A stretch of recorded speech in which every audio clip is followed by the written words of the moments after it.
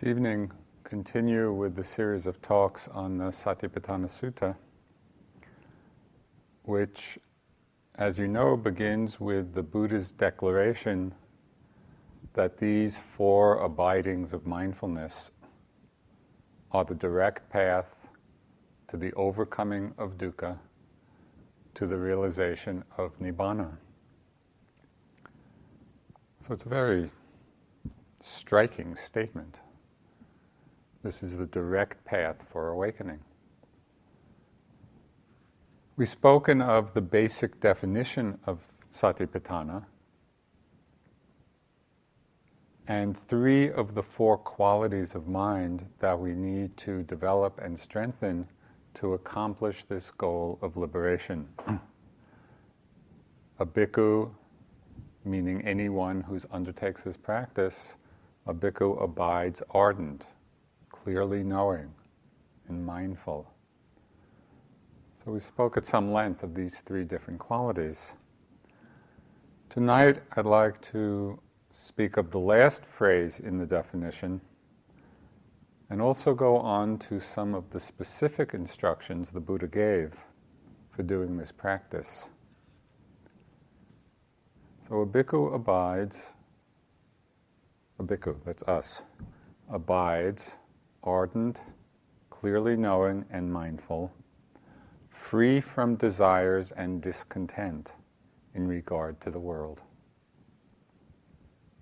So that's the fourth of the qualities that we need to cultivate, free from desires and discontent in regard to the world.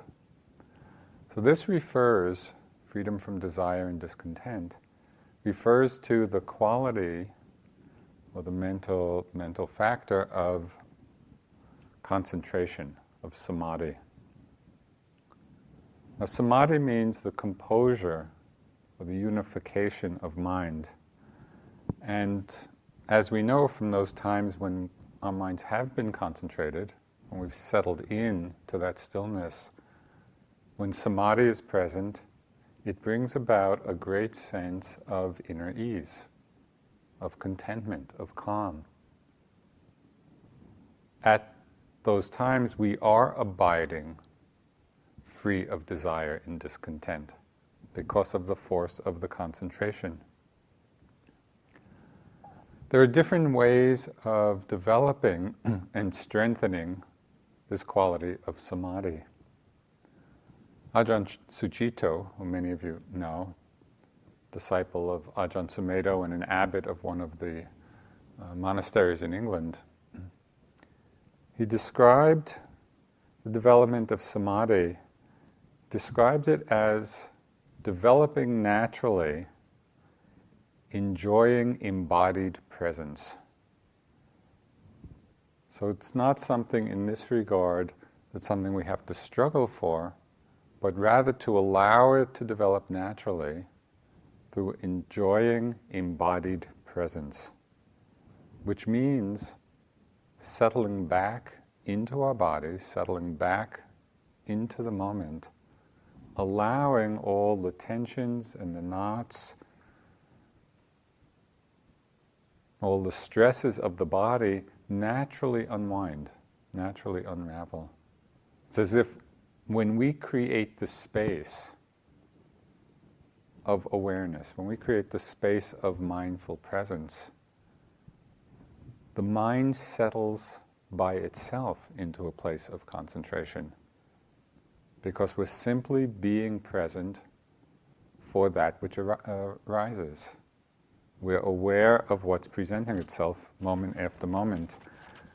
And in this regard, the development of samadhi is also a great healing process because we're allowing for the untying of the knots. So I just want to read something from Ajahn Sucitto in his kind of description of this natural way of allowing samadhi to develop. He said, receiving joy is another way to say enjoyment. That is, receiving joy. And samadhi is the art of refined enjoyment. It is based on skillfulness. It is the careful collecting of oneself into the joy of the present moment. Joyfulness means there's no fear, no tension, no ought to. There isn't anything we have to do about the moment. It's just this. It's kind of a very gentle approach in the development of concentration. It's receiving joy, the joy of the present moment. When we practice in this way, when we practice this quality of receptiveness, one of the things that we discover, which is not intuitively obvious, is that even unpleasant sensations or emotions can be the source of happiness. One point when I was in India practicing with Munindraji, we were sitting in a chai shop in the bazaar of Bodh Gaya, and I was just having a lot of headache. I was having a lot of tension in my head at that time in my practice, and it was still going on even when I wasn't sitting. So we were sitting there, and I was just describing to him kind of this intense head pressure and head pain. And the only thing he said to me was, "I hope you are enjoying it." And it was such a novel idea that it might be possible to enjoy the head pressure and enjoy the painful feeling. But I think maybe you have some sense, if you're all experienced practitioners, that when we are in this receptive mode, a careful collecting of oneself into the joy of the present moment, when we're not fighting with things, and we're just open, we're just receiving, the mind settles into this very natural one-pointedness, natural concentration, and there is a kind of joy and a kind of contentment, whether the particular object is pleasant or unpleasant. So this is a great strength in our practice, because we're no longer engaged in such a struggle. So what does it mean to say samadhi is based in skillfulness? It means that the development of concentration rests on the foundation of ethical conduct. It rests on the foundation of sila. Because without this strong commitment to non-harming ourselves, non-harming others, what happens? We get involved in all kinds of actions, either of body, of speech, of mind, and plenty in our own minds. And it causes a lot of agitation, it causes regret, it causes worry when we're doing unskillful things. And it becomes impossible for the mind to settle, to become concentrated. Now, one of the strengths of sila, in the practice of sila, is that it bears fruit from the time we commit to it. So it's not supposing that we all need to have led completely blameless lives in order to develop concentration. Because we've all had this mix of wholesome and unwholesome actions. But from the time we commit to a life of sila, that provides the foundation, that provides the stability. In the world, as we're all familiar with, this practice of sila basically means following the 5 basic precepts, which we just chanted. But on retreat, the practice of sila can get further refined. And it's one of the beauties of retreat that we can see the possibilities for deepening our understanding of what non-harming means. On my last retreat here in February, I was sitting and my yogi job was putting out tea and then putting the tea things away. Now, one tea time, one of the cooks had kind of made this little special treat of homemade cheese tortillas. And they were really good. And then, as you know, when kind of a treat is put, except for those of you on 8 precepts, treat is put out at tea time. It's like the big event of the day. So I was just enjoying these cheese tortillas, and then tea was over and I put it away. That's all. I thought I had just enjoyed it and let go of it. But the next day, as I was doing my yogi job, I go into the kitchen and I see on the counter just a container with the leftover cheese tortillas. And the thought in my mind, the rationalization in my mind was, well, I'm sure nobody would mind if I just took some. My yogi job allows me to be in the kitchen, and if I just take a few tortillas, which I proceeded to do. And just even as I was doing it, I felt a little guilty. And I kind of furtively looking over my shoulder if anybody was going to come in and see me. And I realized in the moment and then afterwards, as I was reflecting on it, was that obviously it was not a big deal on the one hand. And on the other hand, it really was a taking of what wasn't offered. And I kind of appreciated the deepening sense of attentiveness, even if it was a little after the fact. Of course, after the retreat, I then went and confessed to the cooks my misdemeanor. So refinement of sila. There's another example of how we can work with it in the ongoing saga of the window wars. People have different desires, different needs. Some people like the windows open. Some people like the windows closed. It took us 20 years at the retreat center to figure out kind of policy that seemed to work somewhat, right? Some kind of compromise which allowed for the varying needs. So I think it's helpful in a communal situation like this to consider the fact that our own needs and desires are not necessarily paramount. They're part of the mix, but they're not the whole mix. And so to work with whatever kind of the policy is now and whatever it might evolve into, through your input, you're welcome to offer your suggestions along the way to the staff, not to each other. But the deeper meaning of it is that it means that we take care with our actions. Are we harming ourselves? Are we harming others? Even in the way of just causing a lot of agitation, a lot of thought.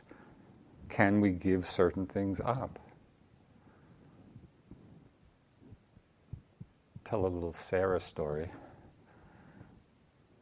After my retreat here, we all have our food preferences. Well, I really like the green olives a lot better than the black olives, that are put out. But the time that I was here, for some reason, like almost all the time were the black olives. So after the retreat, I was talking with Sarah, and I was just commenting, we really have to do something to get more green olives put out. They have a little spiciness to them, a little kick.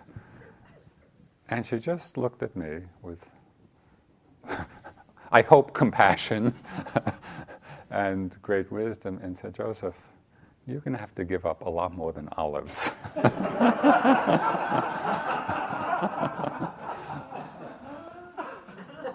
And it was a very good reminder.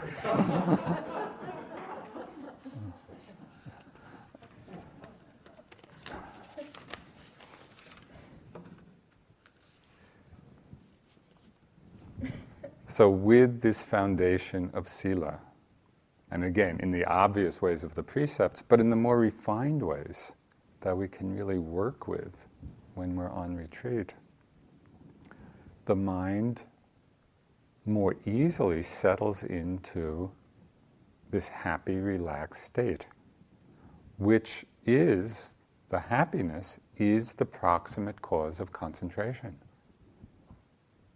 You know, there's so much talk in Dharma talks and in the Buddha's teachings about dukkha and the different kinds of suffering, and we all have so much experience of it, that I think we sometimes forget that the path of practice is the path of happiness.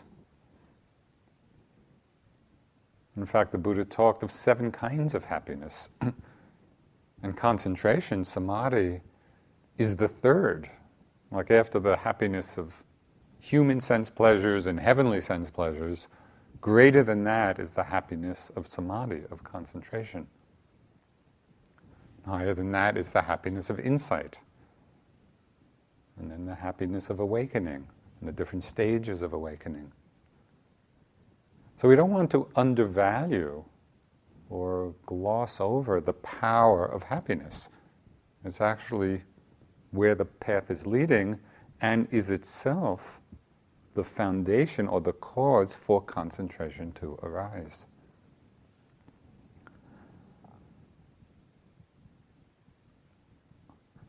So we establish the foundation of sila because it creates a kind of ease in our mind, a kind of happiness in our mind. On the basis of that, we develop the concentration through the continuous presence of mindfulness, of well-established mindfulness.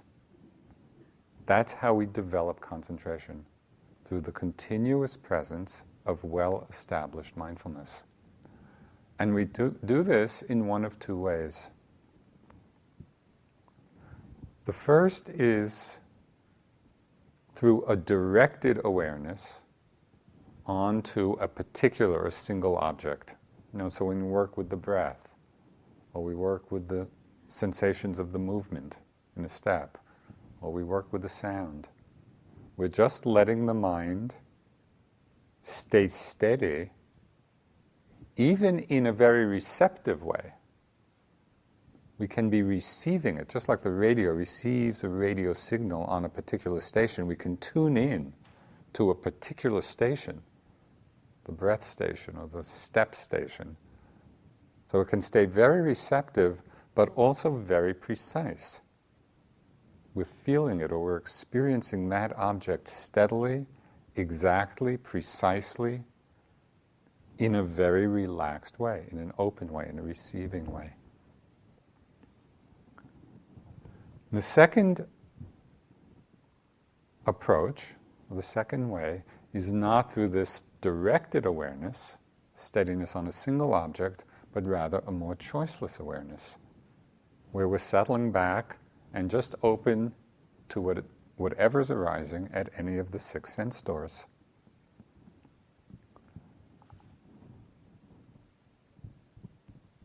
The mind can get very concentrated on changing objects. You know, and that kind of samadhi is called khanika, or momentary samadhi. Our practice is the skillful interweaving of these 2 approaches. It's not one or the other. We want to use directed and undirected, or directed and choiceless awareness, interweaving them in our practice.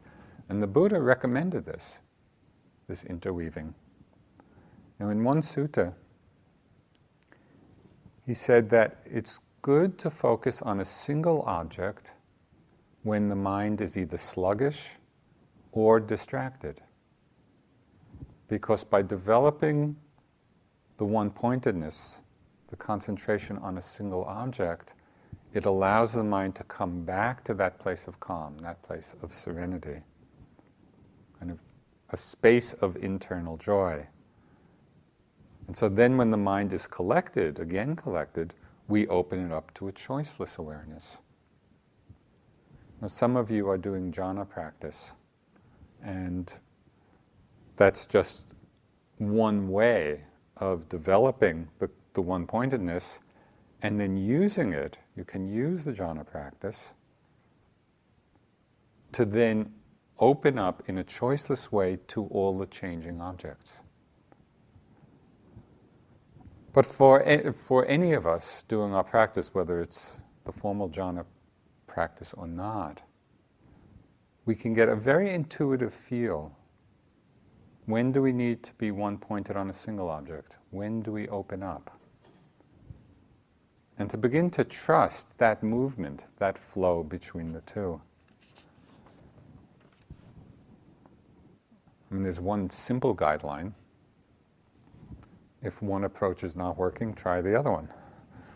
And just see, okay, which is appropriate now. But I want to add an addendum to that. Even when things seem to be working, right? When the mind does seem concentrated and it's effortlessly flowing, it's still helpful to alternate between the two because it strengthens the concentration. It stabilizes the concentration. So really play with these two approaches.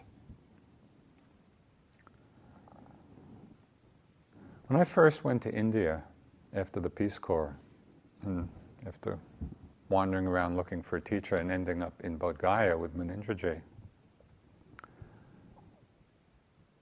I had no concentration at all.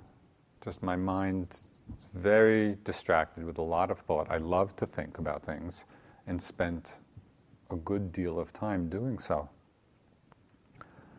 But over the years, over the many years of practice, there have been a few particular things that really helped me in the development of samadhi as a mental quality. So I just wanted to share these particular tools of practice that were so helpful for me. And you can play with them and experiment. Many of them you have been working with, I'm sure. A very big help was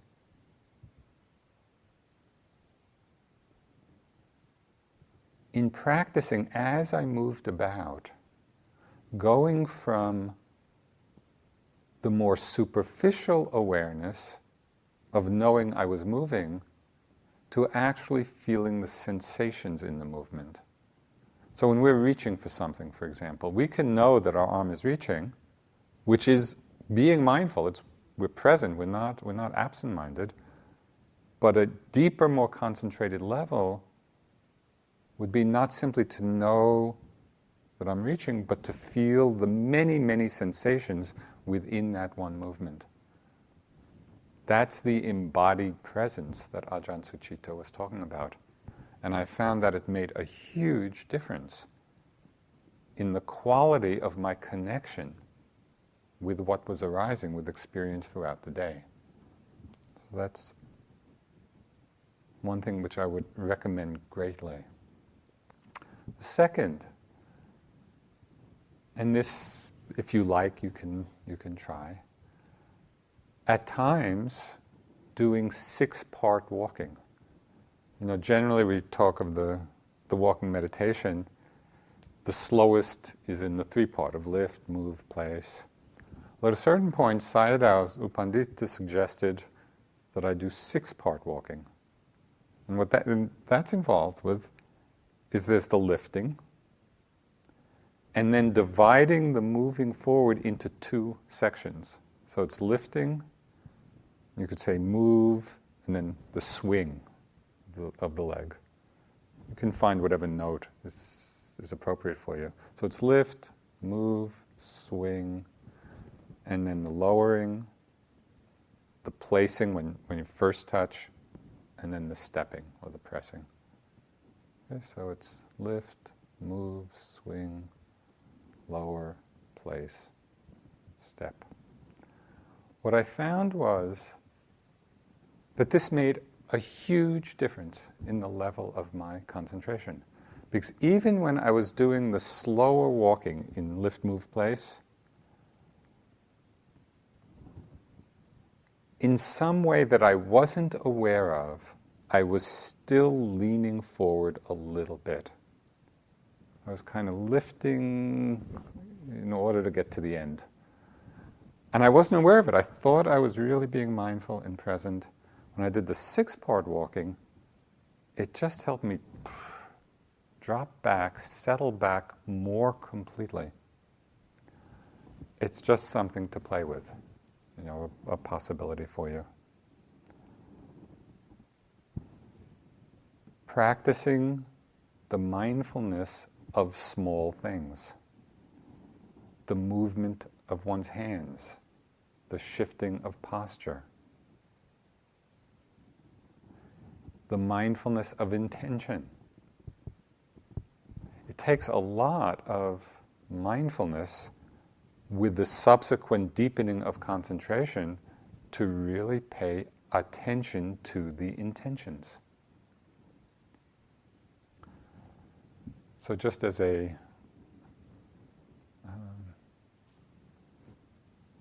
question to hold in your mind, and you could report on it in your next interview if you like. Notice whether you are aware of more intentions or unaware of more.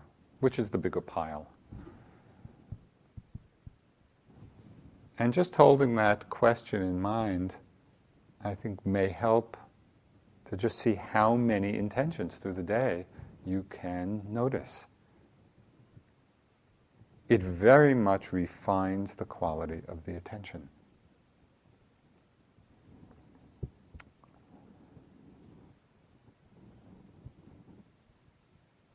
A technique that Goenkaji used, which was very powerful, at times difficult, but tremendously strengthening of the samadhi, was what he called vow hours.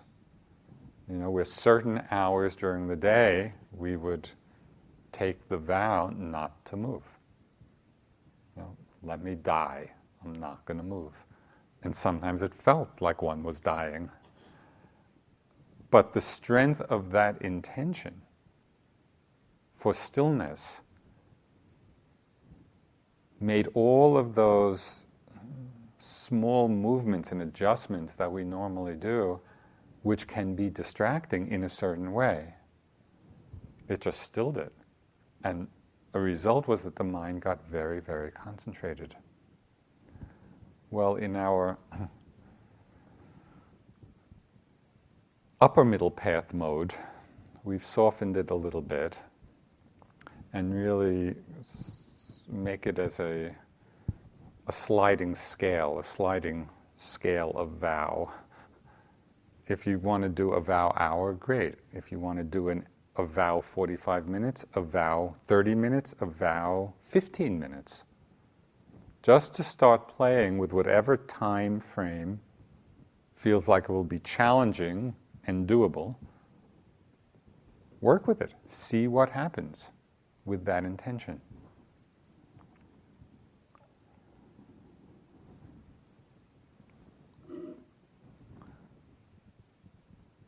Another technique, which is very helpful for strengthening the concentration, is continuity of noting. Now, some of you may use the noting practice quite regularly, others may not use it at all. For those of you who are not using it particularly, you might just take 10-minute periods, 15-minute periods, occasionally through the day, and just note everything in that 10 or 15 minutes. You're opening a door, intending to reach, reaching, touching, pushing, lowering, stepping. That kind of continuous noting. Even doing it for 10 or 15 minutes at a time, several times a day, will reveal a lot about the quality of your attention, of your mindfulness. And it's a way of just dropping in to a more continuous presence of mind. It can be done with tremendous lightness. It doesn't have to be done with a heavy hand. But it begins to develop a certain impeccability of awareness. Okay, so these are just some of the things that over the years I've practiced at different times, all of which were helpful. to really strengthen this quality of concentration. Now, one of the great gifts of increasing samadhi is that it overcomes the force of desire and lust and craving, because it opens us to more refined pleasures of the mind. When we're concentrated, sense pleasures have very little allure, because the quality of joy, the quality of ease, is so much greater. And so it really helps, the strength of the concentration helps to keep out the intrusion of the hindrances. It's like building this fence in the mind, and the hindrances are kept at bay. So the mind gets very purified at that time.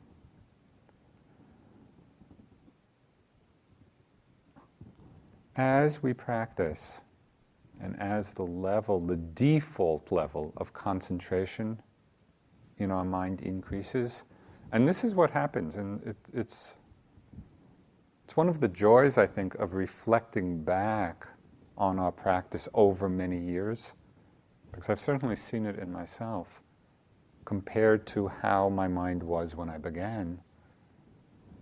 And we see that the basic level of concentration that we live with, not only on retreat but in the world, actually increases. And so we live in the world from a place of much greater peace, much greater ease.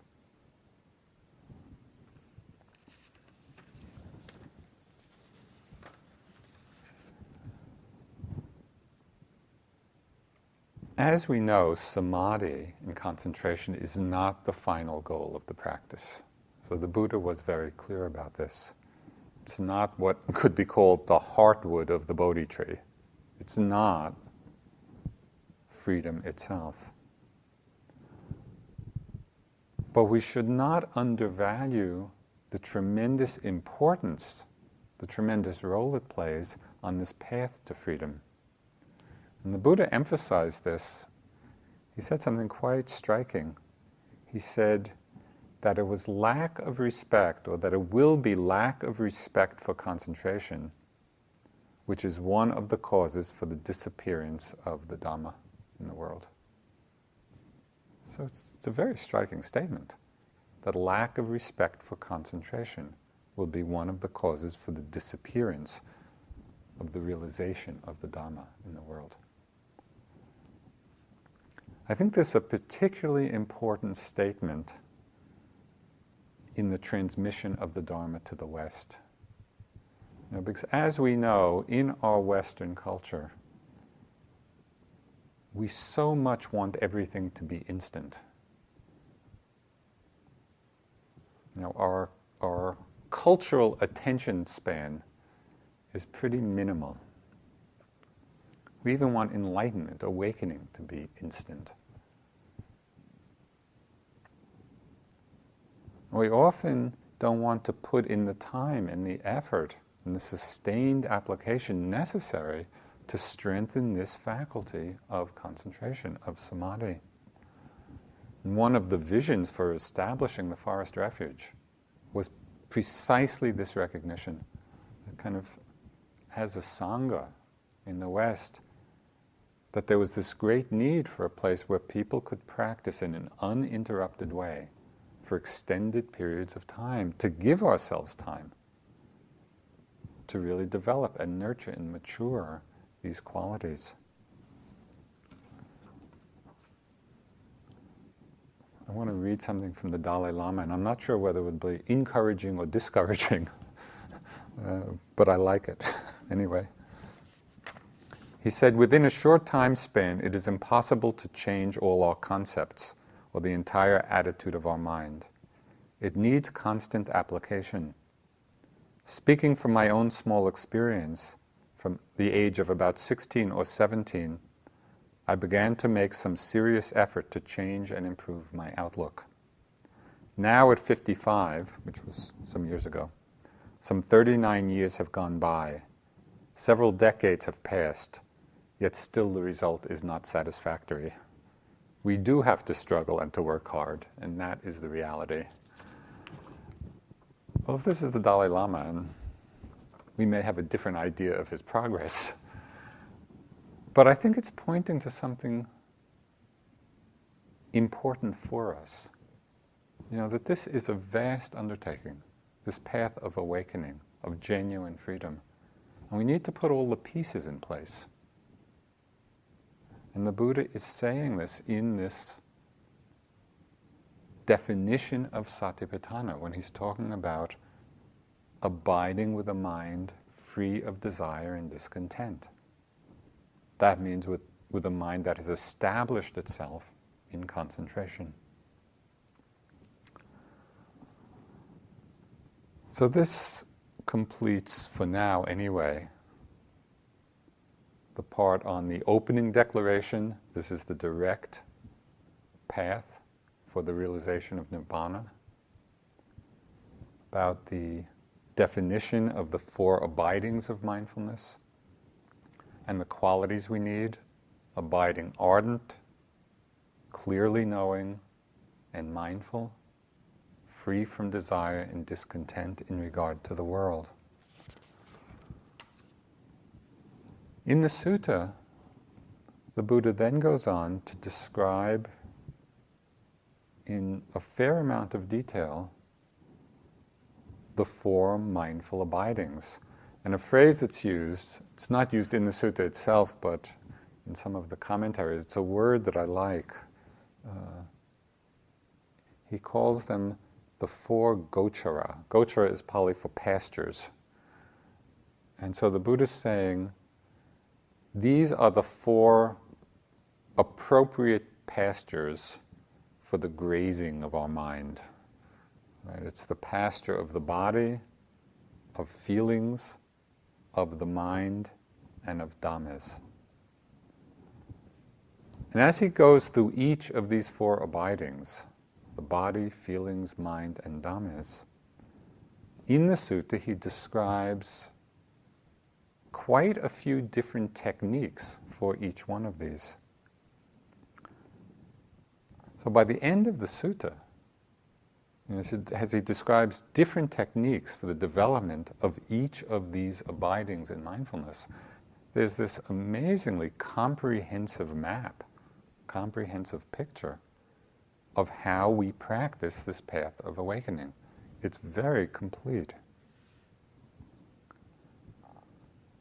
Different teachings, different techniques, different traditions of vipassana may emphasize one or another of these instructions. So some may emphasize the body in one or another of the ways listed. Some techniques may emphasize feelings or mind states. Any one of them is sufficient to bring us to liberation, because each one, no matter which way we practice, opens the door to all the others. And we'll see that more and more clearly as we go through the various methods. But before going into that,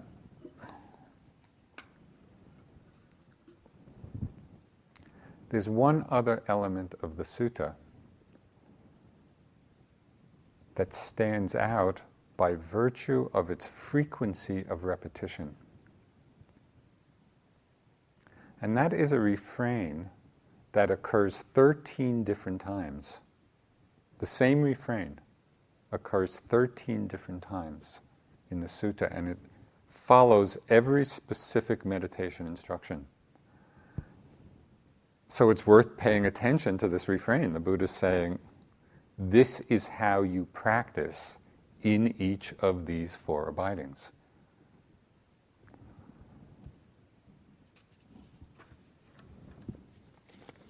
So the Buddha is really reminding us of the essential features of the practice. So I want to read the refrain, and I'll read it with respect to the body, But remember, it's repeated, the same refrain is repeated after each instruction that he gives. And then we'll just go through it a little bit to explore what he means.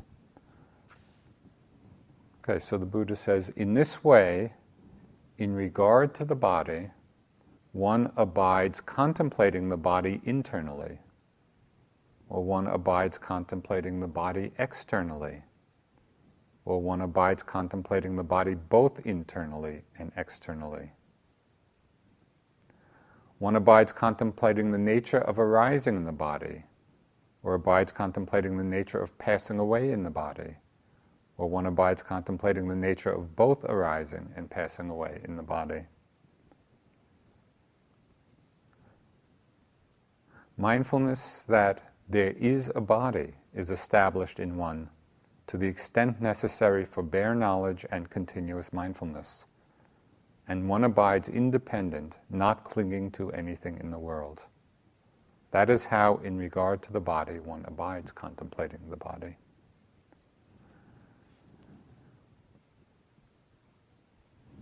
The reason that I've enjoyed going through the sutta in this way is because, as I mentioned early on, for myself anyway, in reading this, could easily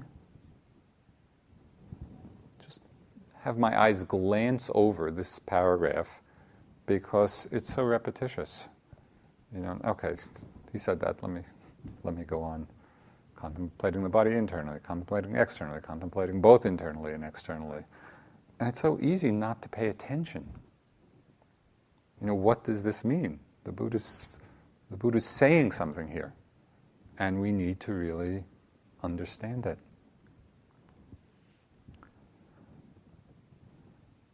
Okay, contemplating internally is obvious because it's mostly how we practice.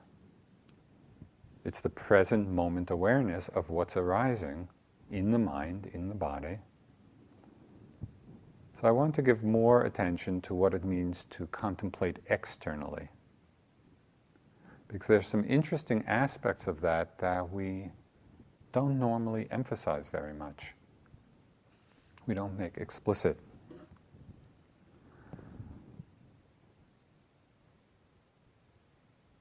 Contemplating externally, contemplating the body externally means being mindful of the bodily actions of others when that's what draws our attention. Being mindful of the bodily actions of others instead of our usual tendency just to judge or react when we see people doing various things.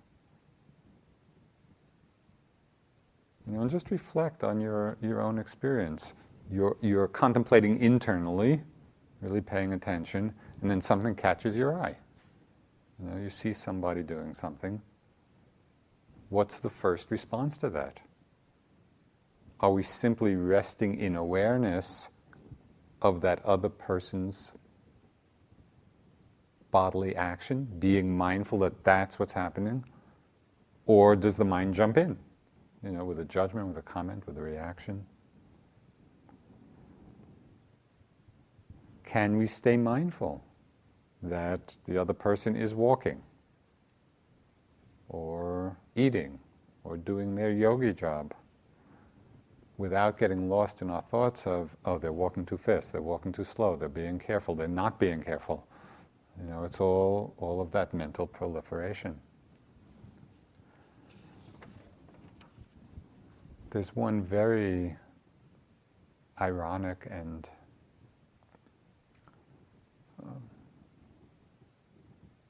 just pattern of mine that I've noticed in myself when I'm on retreat. And it happens a lot as I'm moving around or in the dining room. And I'll see someone, and my mind will jump in with some comment about how they're not being mindful, you know, at least what appears to me that they're not being mindful, totally missing that in that very moment my mind is doing what I'm commenting about the other person. That is being completely unmindful. And then usually, it doesn't take too long to catch that and just see the ridiculousness of it. That the mind's just jumping in, losing its own continuity of awareness, its own presence of mind in the comment, in the judgment.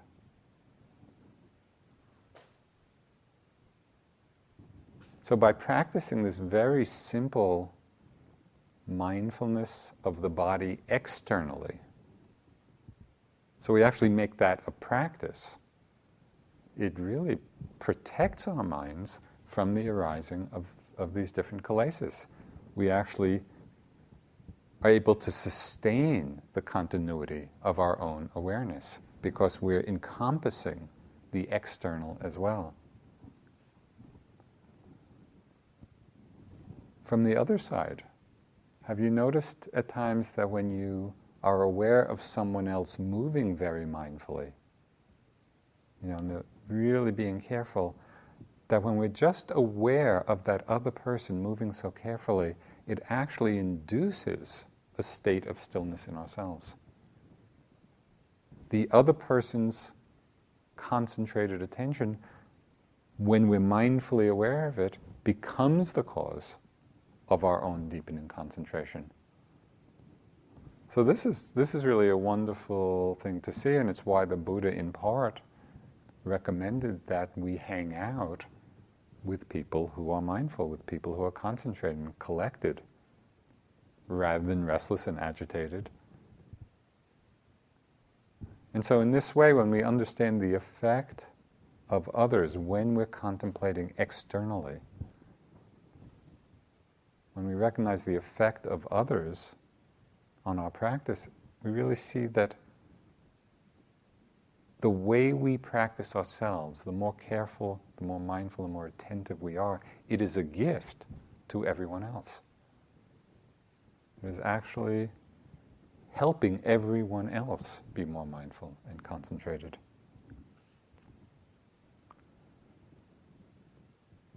There's another example of mindfully attending to the actions of others, and this is verbal actions. And this particular teaching has been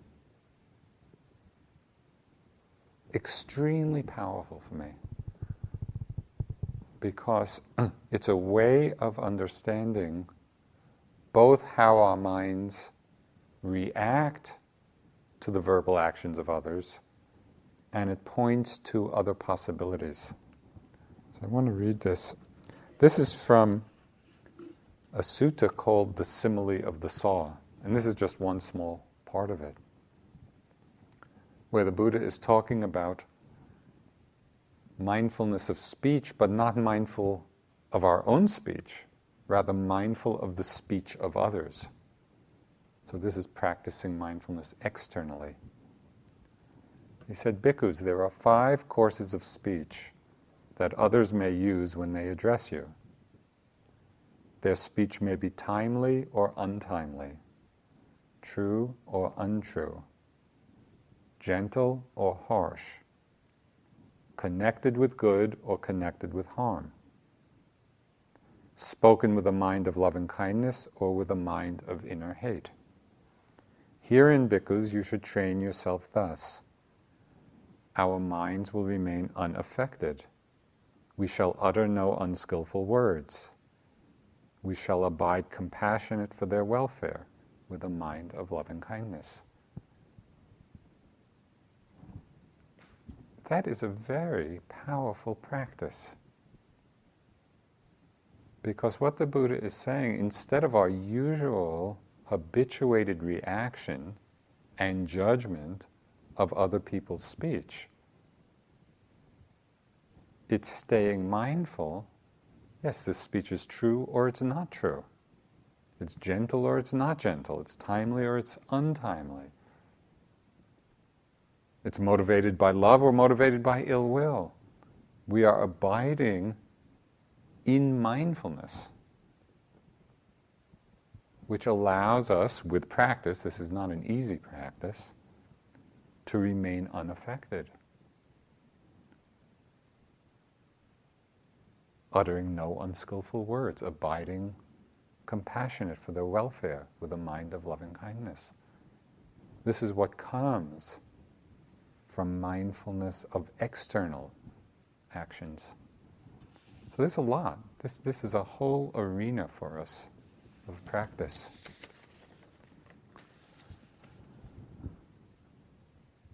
And just as with bodily or verbal actions, we can also contemplate feelings internally and externally, feelings and mind states.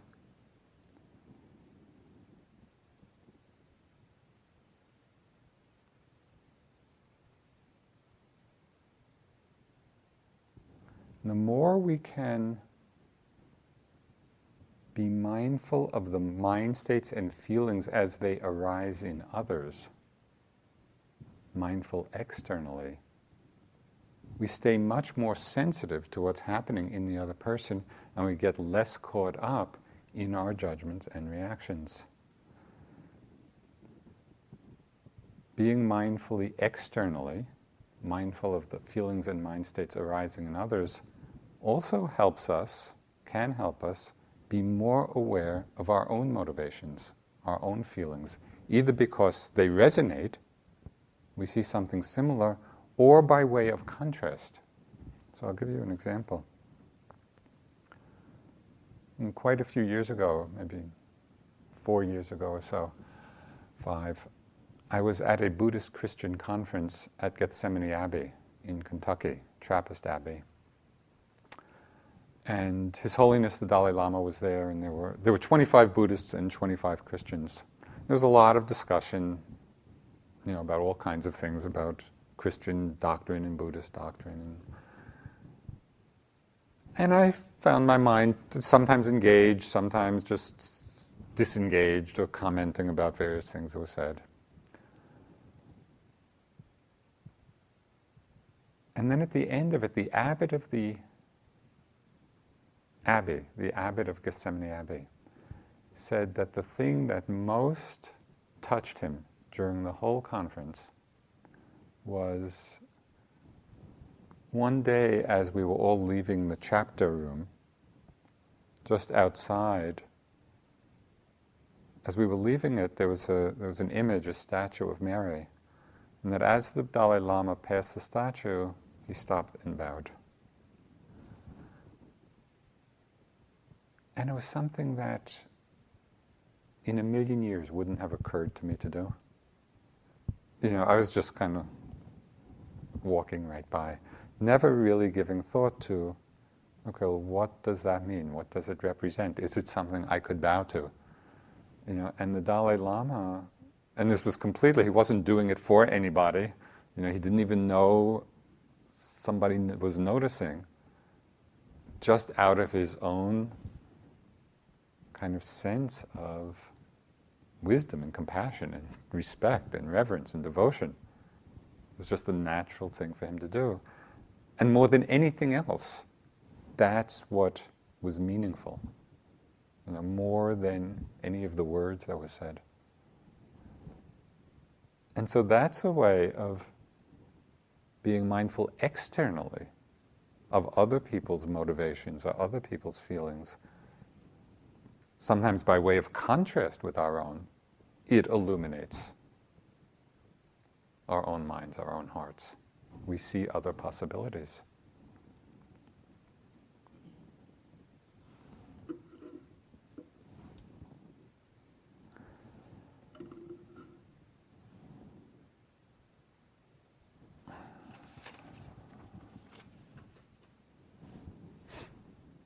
This emphasis on being mindful internally and externally really helps to keep things in balance, because we don't become so self-absorbed or self-centered in our practice.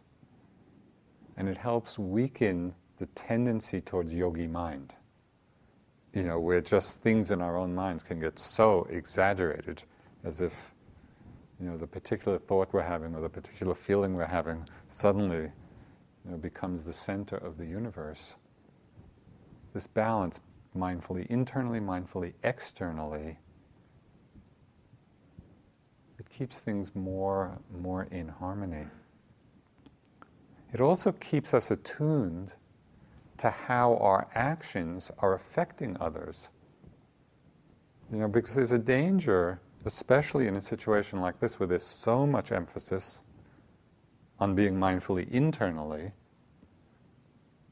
unless we open it up in this way a little bit, we can be going, through the day doing things that may be affecting others and we're not paying attention. We're not aware of it. So it's a powerful practice for living in community like this, and it's obviously a powerful practice for living in the world. So the last part of the first part of the refrain, contemplating internally, externally, and both internally and externally, Venerable Analayo, in the book that I've been working with for these talks, the Satipatthana, he has a very interesting suggestion for what this means, both internally and externally. And rather than meaning just a repetition, of the two, he's suggesting that what this means is that we consider experience not to be either one's own or someone else's, but seen just as an objective experience. So, for example, it's the difference between I feel a pleasant feeling. Right? That's the internal. He or she is experiencing a pleasant feeling, a pleasant mind state. That's external. There is a pleasant feeling. That's the internal and external. That's both. Where we're just seeing objectively, not claiming ownership, either for oneself or others. When we contemplate in this way, the boundaries of self and other begin to dissolve. It's the experience of what's arising without any sense of ownership at all. And in this sense, it's the doorway to anatta, selflessness. And it's this jewel of emptiness, this understanding of emptiness, that things are not owned by anyone, that manifests in our lives as bodhicitta. That is the aspiration to awaken for the benefit of all. This is something that Dilgo Khyentse Rinpoche said, which is just so deeply to the point. He said, when you recognize the empty, selfless nature of phenomena, the energy to bring about the good of others dawns uncontrived and effortless. When we recognize the empty, selfless nature of phenomena, the energy to bring about the good of others dawns uncontrived and effortless. So we begin to see that compassion is the activity of emptiness.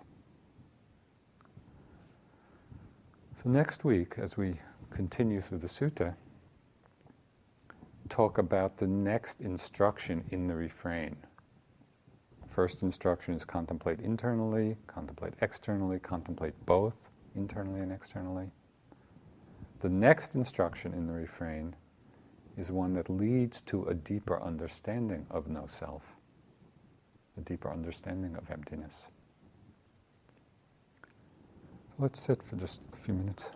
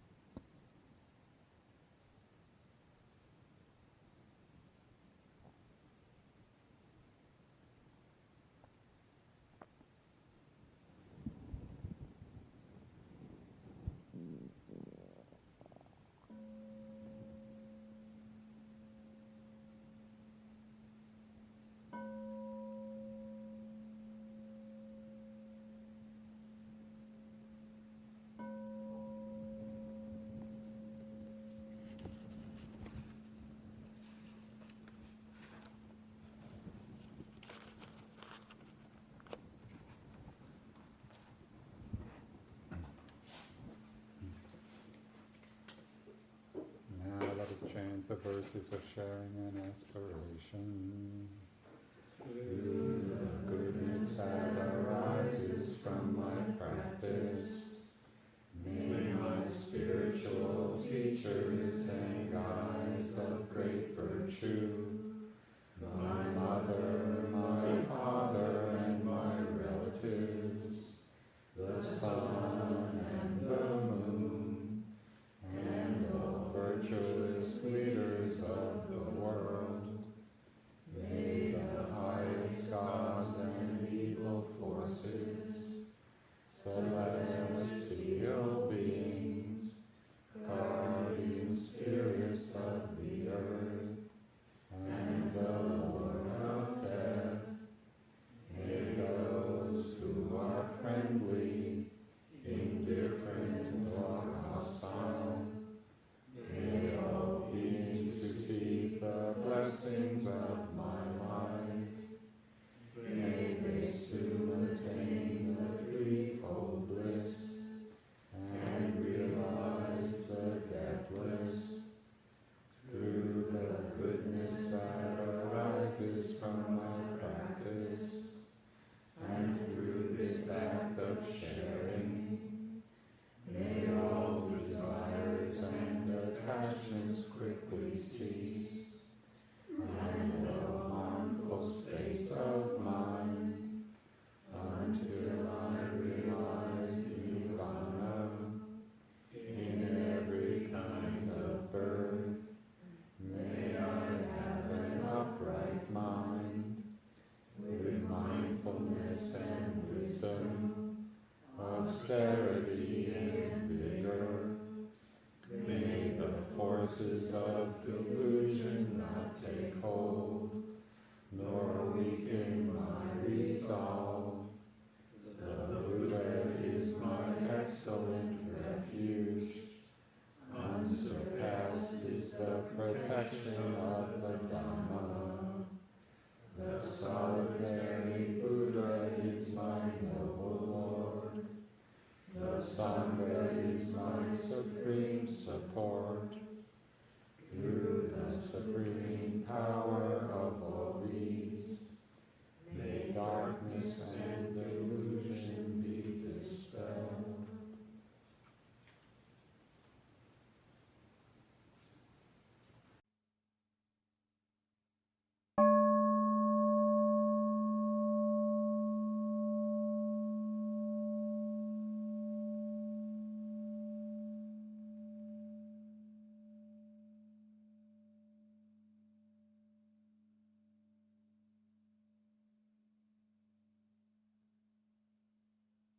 This talk was given by Joseph Goldstein at Forest Refuge on April 21, 2004. It is an offering of the Dharma Seed Audio Archive.